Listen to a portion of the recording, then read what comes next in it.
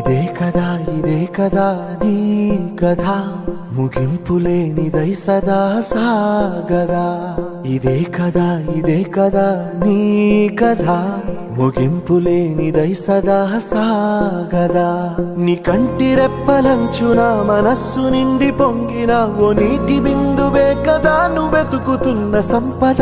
ఒక్కొక్క జ్ఞాపకానికి 100 ఏళ్ల ఆయువుందిగా, ఇంకెన్ని ముందు వేచనో అవన్నీ వెతుకుతూ పదా.